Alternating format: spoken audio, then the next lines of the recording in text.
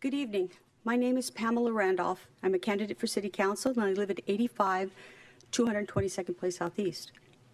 Earlier this year, the City Council authorized the Fiscal Sustainability Task Force, also authorized with staff availability to support the effort and the cost for Baker Tilly's 3 employees.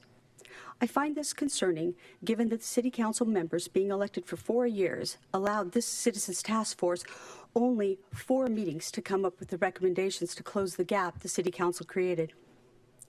I do recognize that the past few City Councils have had a hand in the fiscal challenges we face, and I understand that not all members of the current City Council have been in office for a full term. But that being said, managing the finances of the city is the primary job of City Council. I've had the opportunity to watch 4 meetings of the Fiscal Sustainability Task Force. The citizens who participated have done a phenomenal job and should be commended for participating. However, I learned more about how we got here from an article Don Durand wrote in the Sammamish Independent on October 27, 2021, than I learned from the task force meetings. In the past few years, our property taxes have skyrocketed. One of the wealthiest cities in the state, how is this possible that we need to further raise taxes to close the gap? People don't mind paying taxes as long as they receive value. But value is hard to determine these days when it costs so much to remove a dead or hazardous tree, or when it takes over a year to get a permit to open or expand a business.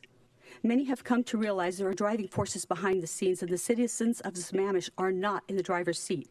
Our voices are not being heard.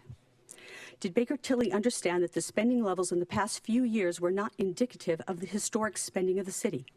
Were the estimates based on the years attributed to divisive government to include lawsuits, expensive litigation, contract payouts, and traffic surveys with multiple revisions? Why are city expenditures and controls reductions not looked at until 2025? We are experiencing the challenge now.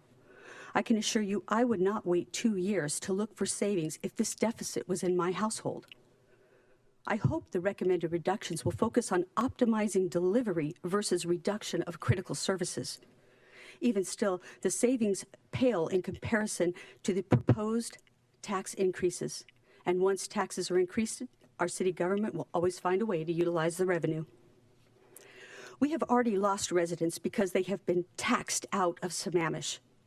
I do agree with Don Durand. We need a paradigm shift in thinking on the City Council in Sammamish. We were once a model of a local city governments. I hope we can return to that and thrive again.